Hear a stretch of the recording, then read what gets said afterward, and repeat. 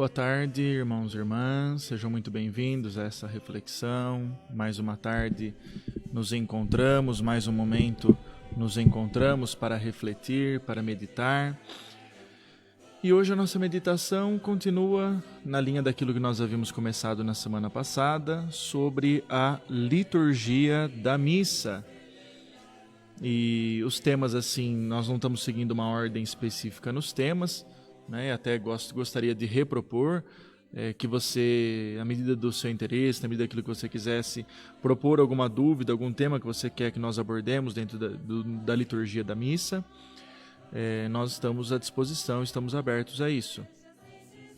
E agora nós vamos então hoje meditar sobre os ritos iniciais da missa, qual o sentido dos ritos iniciais, o que eles significam e, mais de modo principal, como vivenciar bem o significado deles, né? Acredito que, como eu já dizia na outra vez, nós não temos a pretensão de dar uma aula aprofundada e teórica sobre a liturgia, não é esse o nosso objetivo, muito menos explicar o que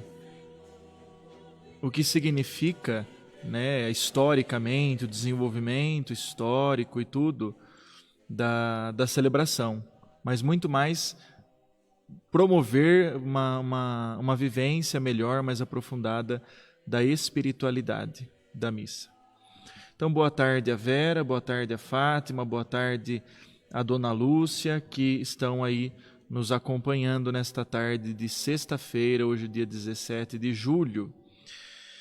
E para nos embasar nesta reflexão, como eu gosto sempre de mostrar para vocês o que nós estamos usando, de onde nós estamos tirando as meditações, estamos hoje tirando a meditação aqui deste livro, Celebrar a Vida Cristã, do Frei Alberto Becoiser, que foi o que eu usei também no outro dia, quando mostrei para vocês, quando falei para vocês, né? Então está aí a referência, uma das referências. A outra referência é a referência fundamental nossa, quando nós falamos de liturgia, que é a instrução geral do Missal Romano e a introdução ao lecionário da edição em CNBB. Esse aqui você encontra para comprar. Ele traz a orientação de como celebrar a partir das normas litúrgicas a missa e também o sentido, o significado das leituras e do corpo das leituras na missa. Então também a introdução ao lecionário. Então esse é um livro aí de cabeceira quando a gente fala de liturgia. E também, sempre nos enriquecendo, o livro do Papa Bento XVI, como teólogo, o Cardeal Ratzinger, Teologia da Liturgia, o Fundamento Sacramental da Existência Cristã, das edições CNBB. É um compêndio dos pensamentos do Papa Bento XVI, enquanto cardeal, enquanto teólogo, e aqui, neste volume do compêndio, traz as reflexões, aquilo que ele pensou e aquilo que ele deixou por escrito sobre a teologia da liturgia. Então aqui, o nosso objetivo não é explicarmos às vezes as pessoas quando vão falar sobre liturgia, elas correm o risco de cair naquilo que nós chamamos do pode ou não pode. Pode cantar isso ou não pode? Pode falar isso ou não pode? Pode esse gesto ou não pode? Não é isso que nós vamos nos deter. Quem estiver preocupado, quem quiser aprofundar o que pode e o que não pode na liturgia, está aqui. Missal Introdução Geral, Missal Romano, aqui tem as normas litúrgicas do que nós devemos fazer e de como o que nós talvez devamos evitar fazer. Tá bom? Então é isso que nós não vamos falar hoje, sobre normas litúrgicas. Nós vamos falar sobre espiritualidade, sobre a mística litúrgica, né? Como entrarmos, como nos aprofundarmos na vivência da mística litúrgica. Por isso, as músicas de fundo que vocês estão ouvindo hoje são músicas de missa, né? Músicas de canto de entrada, canto também da Piedade. Olha aí o Kyrie eleison, ele que estava tocando aí agora. Agora logo em seguida vem o hino de louvor, o Glória, né, que nós costumamos chamar de Glória, porque é assim que ele começa. Então nós vamos ser acompanhados aí por este CD que se chama Dá-nos deste Pão, né? Com cantos da missa, cantos de missa, melhor dizendo. Então, quando nós falamos da missa, nós falamos de toda uma ritualística. Eu falava sobre isso no início dessas reflexões sobre a missa. Por que nós temos uma ritualística? Porque nós estamos repetindo, nós estamos fazendo memória de um gesto que foi primordial e que também remete a um fato. Então, por exemplo, nós na missa estamos fazendo memória, remetendo ao gesto da última ceia de Jesus e também ao mistério pascal, a sua morte e ressurreição como núcleo, mas a toda a vida de Jesus também. Quem quiser aprofundar mais nesse sentido que eu estou falando, é só olhar o vídeo da semana passada que nós falamos sobre a liturgia, tá bom? Então, por que de onde vem o rito? O rito vem da nossa necessidade de expressar uma experiência, expressar um gesto, expressar um sentimento, uma fé, de modo concreto. Então isso vale para qualquer coisa qualquer celebração que nós formos ter. Por exemplo, uma celebração de aniversário. Quais são os ritos que compõem uma celebração de aniversário? Compõem a chegada dos convidados, a recepção dos convidados por parte do aniversariante. Isso tem que acontecer desse jeito. Assim que são recebidos, aí existe o gesto que é comum e que, né, deve ser algo de etiqueta, inclusive, que é o gesto do convidado presentear o aniversariante. Então isso faz parte do rito. É nesse momento em que o aniversariante vem cumprimentar. Se não houver hoje em dia, com tantas dificuldades, contudo, às vezes esse gesto acaba não sendo suprimido pelo gesto simplesmente da chegada e dos cumprimentos. E aí, no caso, quando se faz um aniversário que é com a alimentação compartilhada, seja com o que é cozido, seja com carne, se for um churrasco, carne a ser assada, esse é o momento de apresentar, de entregar. Isso é um rito, isso se repete sempre dessa forma, em qualquer aniversário que você for. É um rito estabelecido para a celebração de aniversário. E aí segue outros ritos ainda. O momento em que todos vão se alimentando, que pode ser a refeição servida a todos ao mesmo tempo, ou e sendo servido conforme vai ficando pronto, dependendo do que se trata. E é um momento que ali se pressupõe a conversa, a atividade. Se você chegar num aniversário e tiver todo mundo calado, você olha para os lados e fala assim, peraí, está acontecendo alguma coisa, tem alguma coisa errada. Porque se pressupõe dentro desses ritos isso. Nossa, padre, mas ninguém combinou isso. Isso não é nada combinado. Não, isso não é combinado, mas isso faz parte da organização social. Quando nós temos algo a celebrar, isso tem que ser celebrado a partir de um rito. Não é uma coisa que alguém colocou em tábuas de pedra e que tem que seguir porque senão não sei o quê. Não tem nada disso. Aí então, seguindo, um determinado momento, quando todos os convidados já se entendem por saciados do alimento, vamos então ao canto dos parabéns. Aí tem a vela. E quando não tem vela, as pessoas arrumam de qualquer coisa, arrumam um fósforo para apagar, mas tem que apagar alguma coisa. Por que dá a impressão que se não apagar alguma coisa, não está completo? Porque é um rito que faz parte de uma organização social, uma organização da vida em sociedade. Não foi algo combinado, não é algo imposto. Foi algo construído socialmente, comunitariamente. E assim segue. E aí depois apagam-se as luzes ou não, e em geral, a partir do momento em que cantou parabéns e serviu o bolo, os convidados já podem ser considerados dispensados da obrigatoriedade de permanecer na festa. E aí é claro que, infelizmente, né, e aí os problemas que tem no fim de festa fica para cada festa, cada um com a sua história. Todo mundo tem alguma história de fim de festa. Mas tudo isso eu estou dizendo para quê? Para nós entendermos que existe um andamento numa celebração, mesmo que seja uma celebração de aniversário. E nós vamos falar, por exemplo, de outros tipos de celebração, de outros tipos de momentos, como, por exemplo, um momento que nós vivemos e que é doloroso, o momento do luto. O luto também tem um rito. O rito da chegada do corpo da pessoa que nós amamos, da pessoa que nós conhecemos.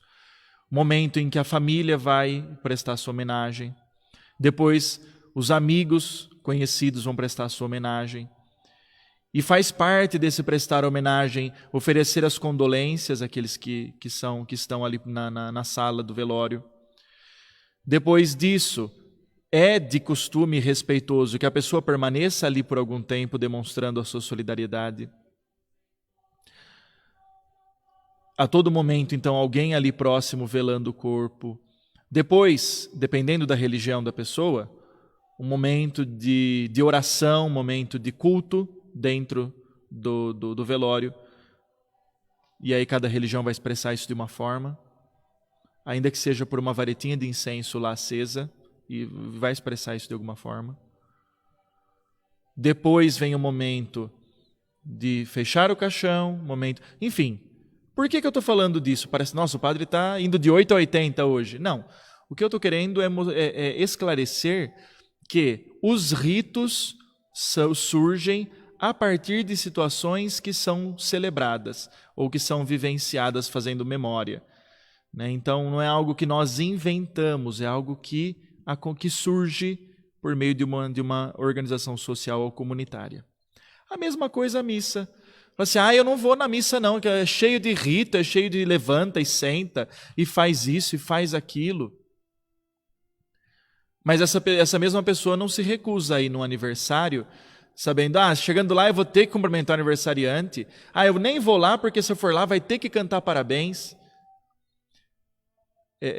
Então, só para a gente perceber que os ritos dentro da liturgia, eles não são uma coisa inventada pela igreja, mas foi uma coisa construída por uma comunidade de fé, partindo de algo que Jesus nos deixou, e ali a comunidade de fé foi se organizando e vivendo essa celebração. Então o rito não é uma coisa que prende, o rito é uma coisa que nos ajuda a vivenciar aquele momento. Como a celebração do aniversário que eu disse, o rito nos ajuda a celebrar a vida daquela pessoa que está aniversariando. Como o momento de vivenciar um velório, o rito nos direciona a viver de um modo melhor possível aquele momento. Da mesma forma, na missa, o rito não aprisiona, o rito liberta, nos ajuda a viver bem aquilo que está sendo celebrado. É isso, irmãos e irmãs, e é isso que agora nós queremos falar sobre esse rito e começar falando sobre a primeira parte. A missa é dividida, se nós pudéssemos fazer isso, porque na verdade a missa é um ato único, mas nós podemos criar algumas subdivisões temáticas ou organizacionais a partir daquilo que está acontecendo. Então, se nós fôssemos falar em partes da missa, nós falaríamos em 4 partes. Os ritos iniciais, que é o momento de ambientação e chegada e preparação para aquilo que vai acontecer. Depois vem a liturgia da palavra, que é o primeiro bloco mais importante. Então, ritos iniciais como preparatório. Liturgia da palavra, que é o primeiro bloco mais importante. Depois, liturgia eucarística, o segundo bloco mais importante. Tem uma relação de complementariedade entre a liturgia da palavra e a liturgia eucarística. Quando chegar nesse momento, nós vamos falar sobre isso. E depois, dentro da liturgia eucarística também quando na liturgia da palavra existem subdivisões, na liturgia eucarística existem subdivisões mais simples, e os ritos finais, que assim como os ritos iniciais prepararam para começar a missa, os ritos finais preparam para encerrar. Basicamente isso. Hoje nós vamos falar, logicamente, como estamos falando a primeira vez sobre esses ritos, sobre os ritos iniciais.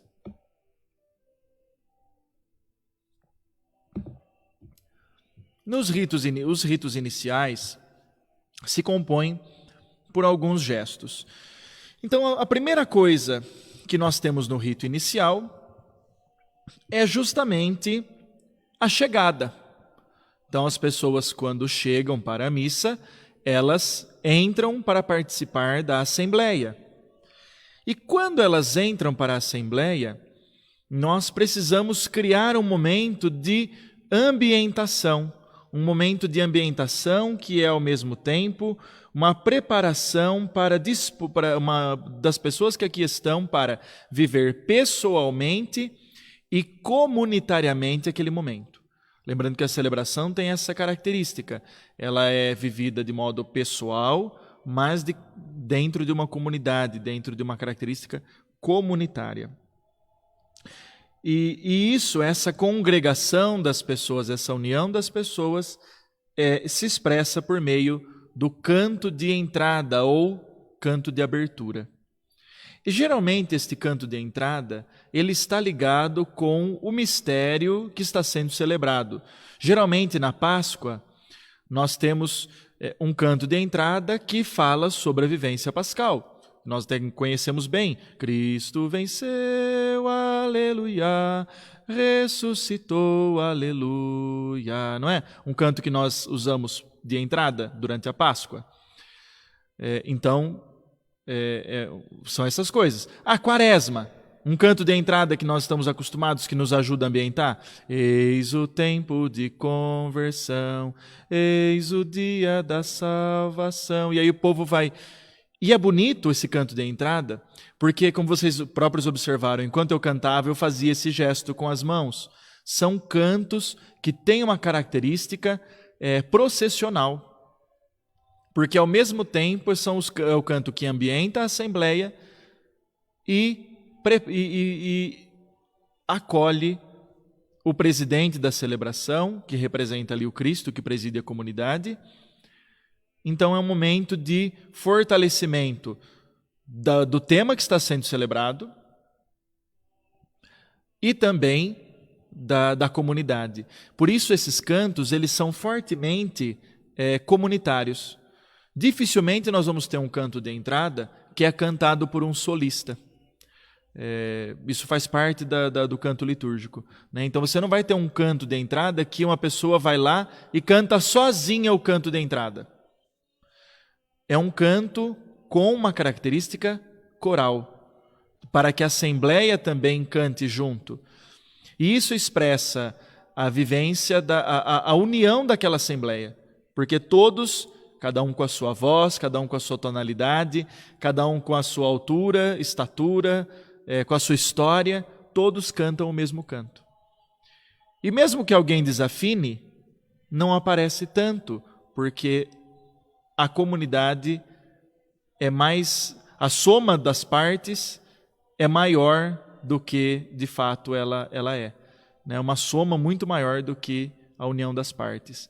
Então, a comunidade reunida corresponde à igreja como um todo reunida, não somente aqueles que estão aqui presentes, mas ela congrega todos os que têm fé, né? Muito bem, então o canto de entrada tem essa finalidade. Então, por isso, o padre pode entrar em silêncio?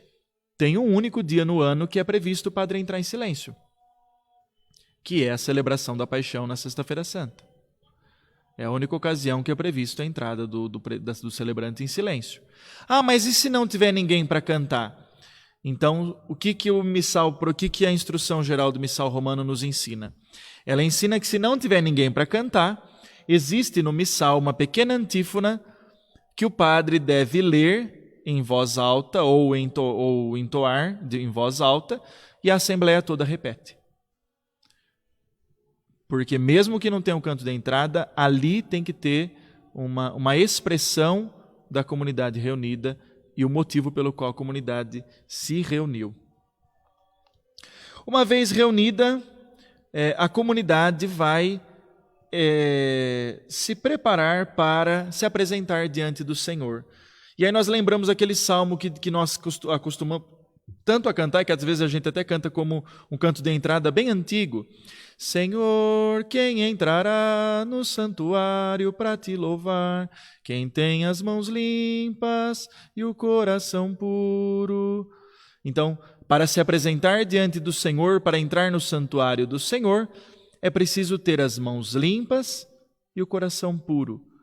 Para isso nós temos o rito chamado ato penitencial. Desculpa, olha, tô queimando etapa, desculpem. Nesta entrada, existe o momento da saudação. Então, o padre, quando ele entra, no espaço litúrgico, desculpem de eu ter já entrado lá no ato penitencial. No espaço litúrgico, existe um lugar que é o centro das atenções de todos que estão na celebração. Que lugar é este? É o presbitério. É este lugar geralmente mais elevado dentro de uma igreja, ou em destaque. Ele não precisa ser mais elevado, mas ele pode estar em destaque de alguma forma, por meio de um tapete, por meio de alguma coisa diferente, ou por meio de uma ornamentação. E nesse presbitério tem algo que ocupa um lugar central, que é o altar. O altar é o centro de toda a liturgia. Por quê? Porque ele representa o Cristo.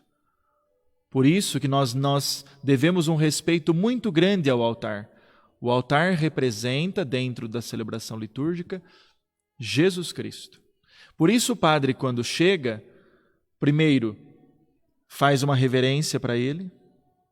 Então, o Cristo é o centro da liturgia, não é o padre o dono da liturgia, não são os colaboradores, os ministros, não é o coroinho, o acólito, o povo, o liturgista por excelência, quem está presidindo em primeira e última instância a celebração, é Jesus Cristo, sacerdote da nova aliança. Se o altar representa ele, então todas as nossas atenções se voltam para ele. Tanto é que na antiguidade, antes da reforma do Concílio Vaticano II, o padre, para chegar até o altar, existiam algumas orações que ele fazia em voz baixa.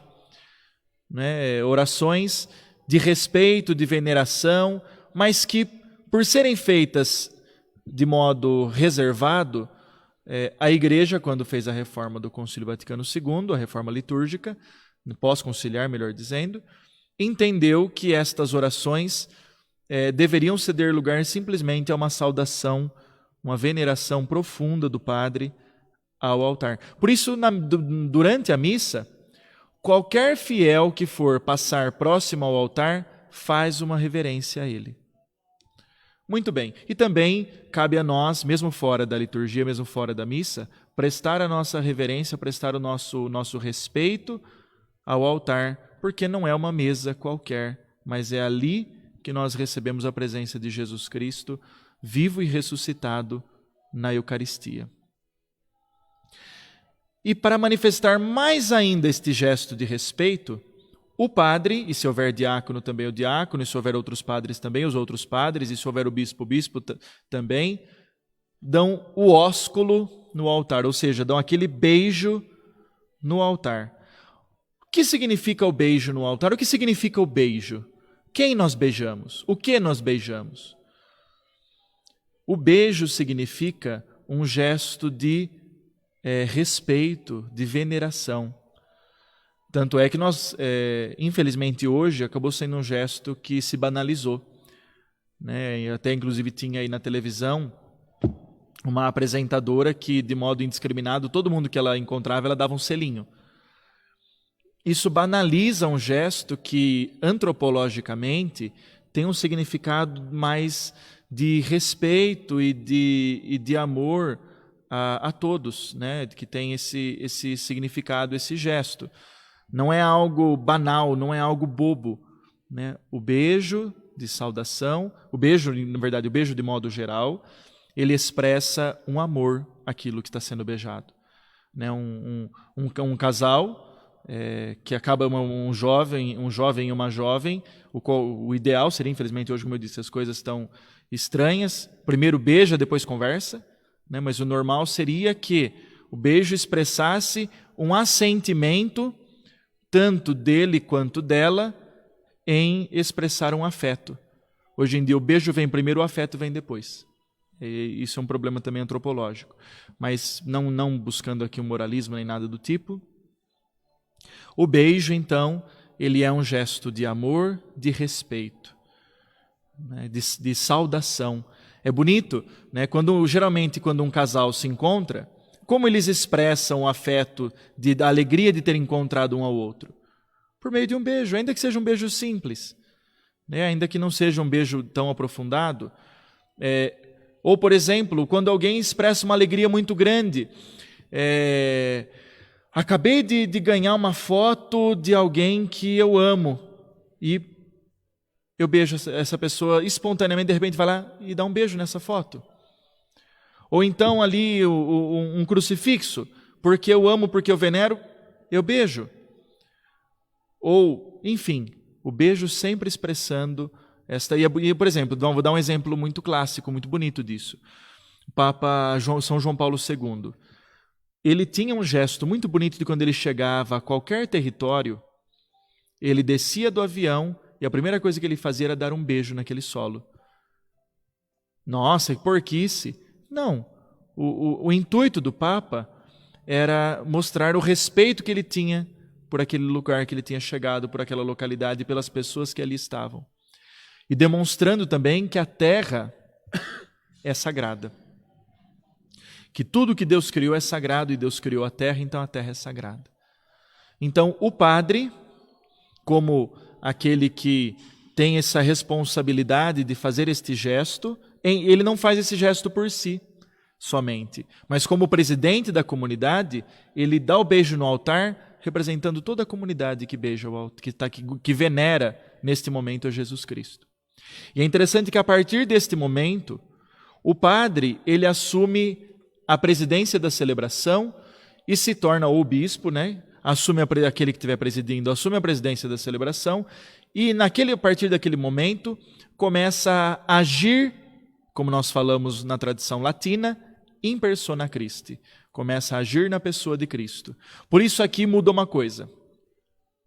Quando qualquer pessoa vai passar entre o padre e o altar, agora a veneração não é para o altar, mas para o padre. A partir do momento que o padre beijou o altar e se colocou na cadeira do presidente, as pessoas, coroinha, ministro, leitor, acólito, que for passar entre o padre e o altar, já não fará a vênia para o altar, mas para o padre.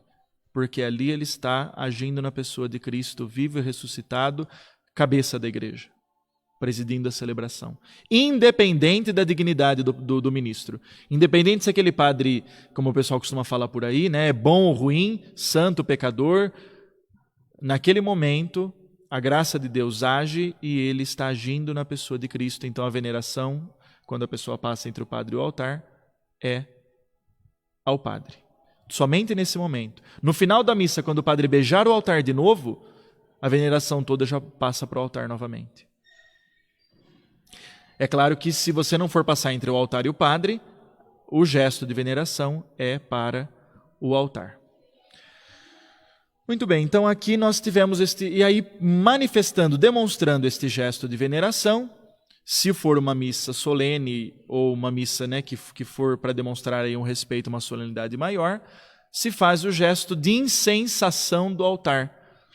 O incenso é tudo aquilo que nós incensamos é porque representa o Cristo, ou é o próprio Jesus Cristo, ou representa, ou é Deus, ou tem alguma ligação com a divindade. Então, por exemplo, na missa que o padre vai incensar, incensa o altar, porque ali representa o Cristo, incensa a cruz, que está representando Jesus Cristo, incensa o círio pascal, se ele estiver aceso dentro do tempo pascal, incensa a imagem dos santos, porque representam ali uma proximidade com Deus. Então o gesto de incensação como um gesto de respeito e de reconhecimento da presença ou da manifestação de Deus. A Suzy pergunta: Padre, a veneração é ao padre, mas de costas para o altar? Sim, Suzy. Se o padre já beijou o altar, a veneração é ao padre, não é ao altar. Porque aqui tem um sentido teológico e místico para isso. É claro que o ideal seria que você não se colocasse de costas para o altar, mas que você, ao se aproximar ali entre... Evite-se ao máximo, na verdade, a liturgia fala, evite-se ao máximo passar entre o padre e o altar. Se isso for impossível, você, com todo respeito, faz a veneração, faz a vênia ao padre, mas evitando ficar de costas diretamente para o altar, se possível. Você faz ali antes de passar para o padre. Mas isso, como eu disse, não estou falando de normas litúrgicas. Tem um pouco de norma litúrgica aqui também, mas qualquer dúvida é só olhar a instrução geral do Missal Romano. Então, o padre, tendo feito o gesto de beijar o altar, ali ele passa então a representar, agindo na pessoa de Cristo. Então, como que manifesta isso? Agora, por meio da reunião da Assembleia. Ele faz o sinal, a Assembleia toda faz o sinal da cruz, demonstrando que nós estamos reunidos pela Trindade, na força da Trindade, e aí o padre faz uma saudação. Estas saudações que o padre faz, elas são de características bíblicas. Estas saudações do padre, elas estão na Escritura, muitas delas nas cartas de São Paulo. A graça de nosso Senhor Jesus Cristo, o amor do Pai, a comunhão do Espírito Santo esteja convosco. Então, essas saudações, elas estão, todas elas têm característica, ou estão na Bíblia, ou são alguma adaptação de um texto bíblico. Porque naquele momento, como a Assembleia, eu falei que o padre representa o Cristo cabeça, que está presidindo a celebração. Então, o padre está na pessoa de Cristo cabeça presidindo a celebração. E a comunidade está na posição de Cristo corpo místico. E por isso, nesse momento, o padre dá essa saudação para expressar a unidade. Tanto é que qual é a resposta do povo? Bendito seja Deus que nos reuniu no quê? No amor de Cristo. Ou se for o bispo pode fazer a saudação dizendo: a paz esteja convosco. E qual será a resposta da comunidade? O amor de Cristo nos uniu. Então, tanto em um caso quanto no outro, o amor de Cristo é que une a Assembleia. Então, aquilo que o canto de entrada quis expressar, por meio de todos cantando juntos, aquilo que agora o padre expressa e a Assembleia responde ao padre. E aqui nós estabelecemos, nesse momento, se estabelece um diálogo. E por isso, hoje, com a reforma litúrgica pós-conciliar, a Igreja entendeu de o padre não ficar mais junto com o povo virado para o altar. Isso é importante. Antes do concílio, o padre não ficava de costas para o povo. Essa é uma expressão errada, é uma expressão incorreta. O padre ficava junto com o povo, virado para o altar, ou virado para o Oriente, porque a princípio todas as igrejas eram construídas com a Assembleia voltada para o Oriente. E isso o Papa Bento XVI, o cardeal Ratzinger, faz uma explicação belíssima nesse livro, mostrando que isso expressa a nossa confiança na ressurreição, porque o sol nascente representa o Cristo ressuscitado, também representa a vinda definitiva de Jesus Cristo, também representa o nosso estar voltado para Deus. Então o padre, junto com a comunidade, até o Concílio Vaticano II, ficavam voltados para o Oriente.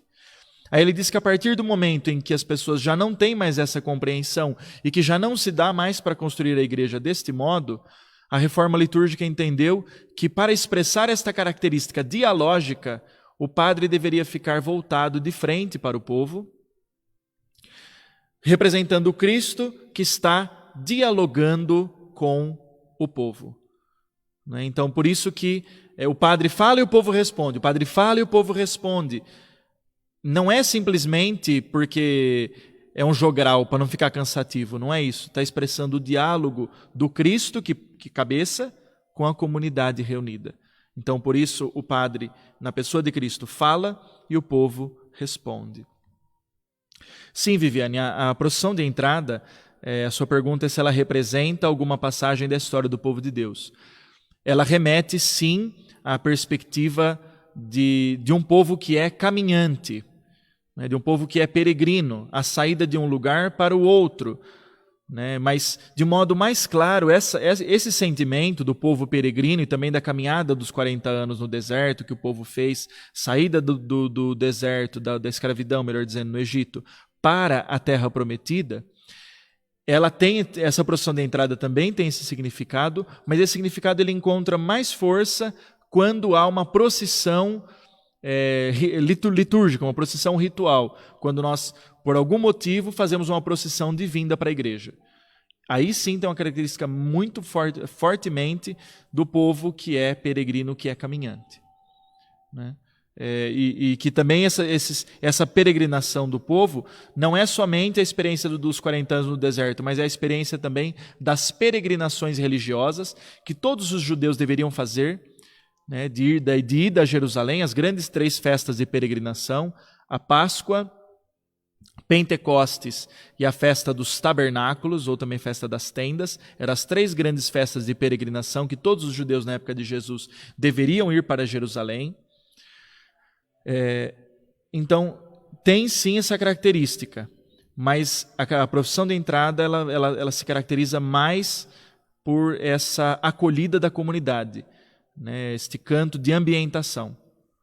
Tanto é que você não encontra nos livros litúrgicos oficialmente a expressão procissão de entrada, mas canto de entrada, canto de ambientação, até porque o padre pode não fazer procissão de entrada. O padre pode simplesmente se dirigir ao altar saindo da sacristia, como era antes da reforma conciliar. E aí, então, cadê a procissão de entrada? Então, esse momento ele não é um momento fortemente processional, mas ele é um momento de ambientação e de união. A procissão, ela vai ter... Aí sim, o que vai ser uma procissão de fato é a das oferendas. Nós vamos falar disso quando nós chegarmos lá na parte da liturgia eucarística, numa outra ocasião, num outro dia. Aí nós vamos falar assim, as oferendas são apresentadas de modo processional. Essa sim, tem a característica de procissão das oferendas. De entrada, nem tanto. Aí saudação ao altar, saudação ao povo já está explicado. E agora nós vamos para o ato penitencial. O ato penitencial... ele não tem uma característica sacramental. O ato penitencial perdoa pecados? Não, o ato penitencial não perdoa pecados, pecados graves. O ato penitencial pode sim perdoar os pecados veniais. Isso que são aqueles pecados chamados leves. Sobre isso eu falei no outro dia quando eu explicava sobre a confissão. Se você quiser depois encontrar a explicação da diferença entre um pecado venial e um pecado mortal, ou seja, um pecado que não é considerado uma pena grave, um pecado de falta leve, de um pecado grave, então você vai procurar lá na parte quando eu falei sobre as confissões, que você vai encontrar bem explicadinho sobre isso. O objetivo principal é motivar as pessoas que estão ali para uma atitude de conversão. Até existiu por algum tempo, talvez até alguns ritos são assim, que ao invés de fazer o ato penitencial no começo da celebração, alguns ritos colocam o ato penitencial depois da leitura. Então, e mesmo o rito penitencial, quando nós fazemos o rito penitencial, como eu fiz no outro dia, aqui na época da pandemia, que é aquele celebração penitencial, o gesto de reconhecimento e pedido de perdão dos pecados vem depois da leitura da palavra. Porque supõe que a palavra me fez ver algo que eu preciso me converter, e aí eu me disponho à conversão. Aqui nós estamos fazendo isso de modo antecipado. O padre convida a assembleia a uma atitude de conversão para se preparar para ouvir a palavra e receber a Eucaristia. Então, há uma inversão, mas que não perde o sentido e a beleza. E o ato penitencial ele pode ser feito de alguns modos. São, assim, 3 modos clássicos que podem ser ou substituir o ato penitencial. Primeiro, é o ato do que nós estamos acostumados, a litânia Senhor, piedade, tende piedade, que é o também Kyrie eleison. Kyrie eleison vem do grego, não é latim, significa Senhor, piedade ou Senhor, misericórdia. Então, na tradição da igreja milenar, desde o século I e II, é deste modo que os fiéis, reunidos em assembleia, reconhecem os pecados e pedem perdão. Kyrie eleison, Christi eleison, Kyrie eleison. Senhor piedade, Cristo piedade, Senhor piedade. Não é um canto trinitário. Não é uma oração trinitária. É como se nós pedíssemos Senhor Pai, piedade, Cristo, piedade, Senhor Espírito Santo, piedade. Não. Ele é todo cristológico. Só que ele tem um caráter de reconhecimento de que Jesus é o Senhor. Então nós estamos pedindo a Cristo, que é o mediador junto ao Pai, que tenha piedade, que tenha misericórdia de nós. Senhor, piedade, Cristo, piedade, Senhor, piedade. Então este é o primeiro modo, o modo mais comum, o modo clássico do ato penitencial. O segundo modo é o ato penitencial por aspersão, o rito de aspersão da água. Só voltando ali no ato penitencial do Kyrie eleison, Christe eleison, Kyrie eleison, Senhor piedade, Cristo piedade, Senhor piedade. No canto litúrgico se permite acrescentar um canto que traga uma reflexão também, desde que ele contenha esta fórmula: Senhor piedade ou Senhor misericórdia, Cristo piedade ou misericórdia, Senhor piedade ou misericórdia. O padre, aquele confesso a Deus Todo-Poderoso, ele faz parte do ato penitencial também, mas logo depois o padre tem que convidar o pessoal a dizer Senhor piedade, Cristo piedade, Senhor piedade. Ele não substitui a litânia que nós conhecemos, essa Senhor piedade, Cristo piedade, Senhor piedade. Tá bom? O segundo é o ato penitencial como o rito de aspersão, que é quando nós geralmente fazemos isso mais na época da Quaresma e da Páscoa, que é uma época fortemente batismal, e nós lembramos que nós recebemos o perdão de todos os nossos pecados e a graça de poder e a possibilidade de poder viver na graça por meio do batismo. O batismo é fundamental na nossa vida, tanto que na vida da igreja, os 2 sacramentos mais importantes são o batismo e a Eucaristia. O batismo é a porta de entrada e a Eucaristia é a nossa vida diária, que tem que ser eucaristizada, tem que ser eucarística. Então, e por isso, ele pode substituir o ato, ele pode, na verdade, ser o ato penitencial, o rito de aspersão, constando da bênção da água, na qual o padre vai, inclusive, falar sobre perdão dos pecados. Essa bênção da água que o padre faz, ela fala, inclusive, olha a oração como que ela fala: invoquemos o Senhor nosso Deus, para que se digne abençoar esta água que vai ser aspergida sobre nós, recordando o nosso batismo, que ele se digne ajudar-nos para permanecermos fiéis ao Espírito que recebemos. Olha a predisposição à conversão no gesto da aspersão. E então a água abençoada é aspergida sobre a comunidade, relembrando o batismo. Terceiro modo de ato penitencial: a procissão. Quando nós fazemos uma procissão de qualquer tipo, e a procissão histórica, liturgicamente, ela encontra o seu espaço no início da celebração.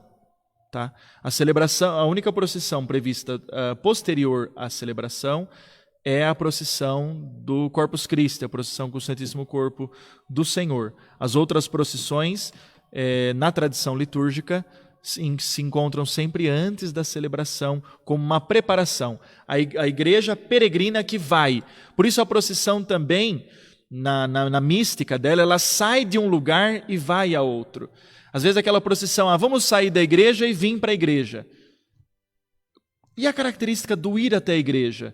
Ou como diz aquele salmo, que alegria quando ouvi que me disseram, vamos à casa do Senhor, e agora nossos pés já se detêm em Jerusalém em suas portas.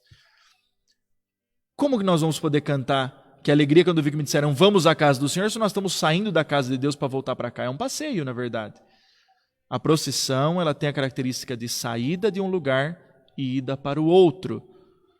Isso está na tradição litúrgica, e também quando nós vemos nas orientações, por exemplo, para procissão de Ramos, do Domingo de Ramos, se orienta um lugar próximo ou um lugar ali que possa oportunizar os fiéis a saírem e irem até o lugar onde será celebrado. Muito bem, então estes são os 3 modos do ato penitencial. O primeiro, clássico, que pode ter um canto, uma meditação ou uma oração, e que se compõe do Senhor Piedade, do Kyrie eleison. O segundo, que é o rito penitencial por aspersão. E o terceiro, que é a procissão. Quando se faz procissão, não precisa fazer ato penitencial. Muito bem.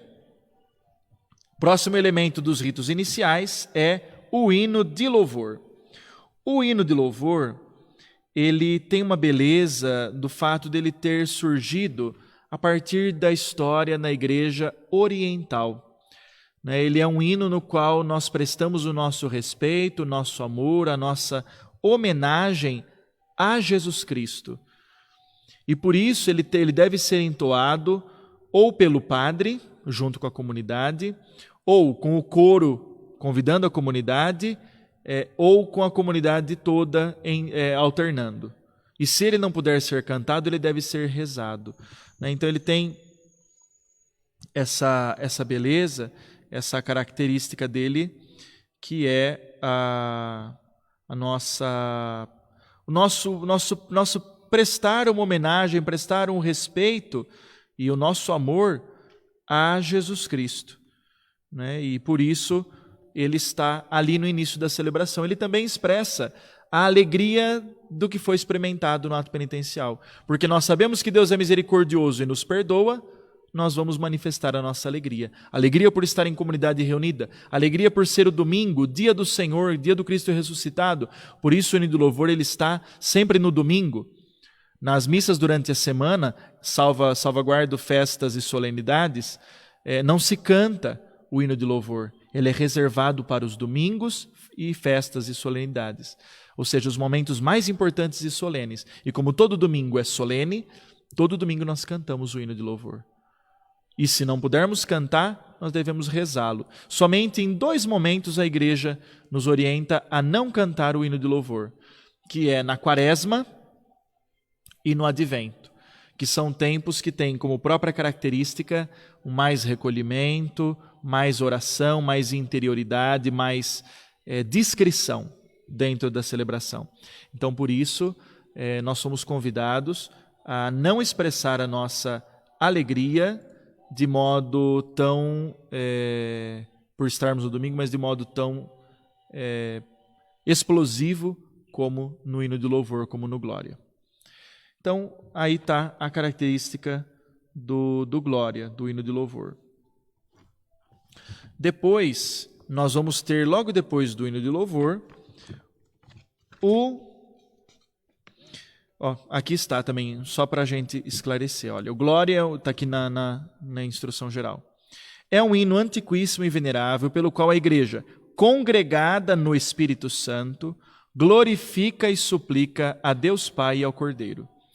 Então ele aponta para Cristo e para o Pai no Espírito. Não é um canto trinitário.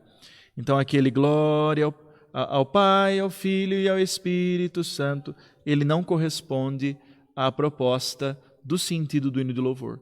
O hino de louvor é dirigido ao Pai e ao Cristo no Espírito, e não aos 3. O texto deste hino não pode ser substituído por outro. Então, é essa beleza e esta unidade que a gente vive na igreja através do hino de louvor. Depois nós temos a oração do dia, ou a chamada oração coleta. Às vezes tem aquela coisa assim, eu queria ter posto a intenção na missa e não deu para chegar a tempo de pôr. Ou a igreja que eu vou não dá para pôr intenção. Ou não está dando para eu ir na missa presencialmente e eu esqueci de ligar na secretaria para pôr a intenção na missa. O que eu faço para pôr a minha intenção na missa? neste momento, quando o padre diz oremos, esta é a oração chamada oração coleta. Mas não é chamada oração coleta porque o padre vai passar a cestinha.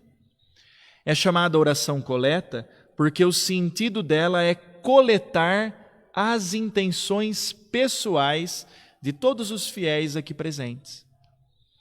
Então, o momento em que o padre diz oremos e faz aquele breve instante de silêncio, você, no recolhimento do seu coração, apresenta a sua intenção.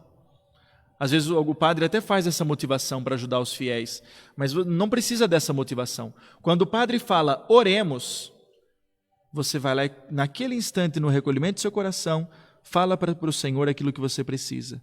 Fala para o Senhor aquilo que você pessoalmente quer e necessita apresentar a Ele a sua infinita misericórdia. Por isso é um momento de breve instante de silêncio. Às vezes o padre já fala oremos e já sai rezando. A liturgia pede que se faça um breve momento de silêncio nesta hora. A seguir, o sacerdote convida o povo a rezar, oremos, e todos se conservam em silêncio com o sacerdote por alguns instantes, tomando consciência de que estão na presença de Deus e formulando interiormente os seus pedidos. Você não precisa escrever a intenção para ser ouvido. Deus não precisa de papel para saber o que se passa no nosso coração. Desculpem ser tão claro assim, mas é para a gente entender que a liturgia tem lugar para todos nós. E também, nesse momento, mas e depois, e as preces? Não tem um momento depois que nós vamos colocar as intenções? As preces são da comunidade e não das pessoas. O momento das preces não é o momento de falar o que eu quero, o que eu estou precisando, mas é o momento em que a comunidade vai falar junta aquilo que ela, como comunidade, precisa. Por isso, Senhor, escutai a nossa prece. E a comunidade toda fazendo isso junto. Mas quando eu for falar sobre a oração da comunidade lá na frente, eu trato sobre isso. Eu só aproveitei para diferenciar as duas coisas. Mas espera aí, essa é uma oração feita pelo padre ou pelo povo? Queridos irmãos e irmãs, o padre, na celebração, ele tem a responsabilidade de fazer o papel do Cristo que dialoga com a comunidade, mas também de apresentar a comunidade para o Cristo. Então, a comunidade não precisa rezar junto à oração. Não há necessidade de rezar junto à oração.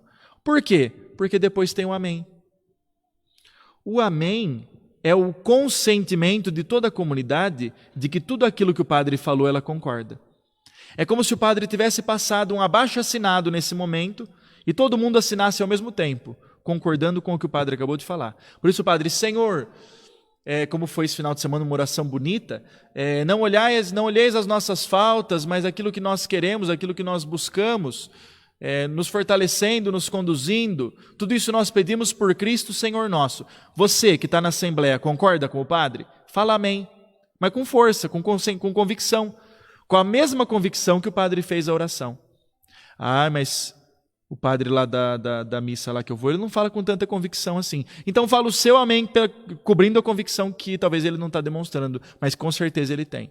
Mas se ele não está demonstrando, que o seu amém demonstra a convicção que ele não está mostrando. E isso são os ritos iniciais da missa. O canto de entrada ou de ambientação, o canto de abertura. A veneração do altar, que faz parte desses ritos iniciais. A invocação trinitária e saudação da comunidade. O ato penitencial, que pode ser feito nas 3 modalidades. Se for a missa dominical, solene ou festiva, o hino de louvor, que é o Glória. E a oração chamada coleta, a oração que coleta as nossas orações, as nossas intenções, os nossos pedidos, a nossa vida oferecida ao Senhor. Queridos irmãos e irmãs, isso é um pouco da mística, da espiritualidade da liturgia dentro dos ritos iniciais da missa. Obrigado por nos acompanhar, agradeço a todos aí que nos acompanharam aí nessa tarde, participem sempre conosco, é sempre uma alegria ter todos e todas vocês junto conosco reunidos nestas reflexões e nos ajude aí propondo temas, dúvidas, para que nós possamos abordar, que nós possamos trabalhar aqui nas nossas tardes de quarta e de sexta-feira. Tá bom? Deus abençoe a todos, em nome do Pai, do Filho e do Espírito Santo. Amém. Agora, encerrando, deixo aí um canto que eu gosto muito, o canto que eu havia colocado no começo, é um canto de entrada para a missa, para a liturgia. Muito obrigado a todos. Deus abençoe.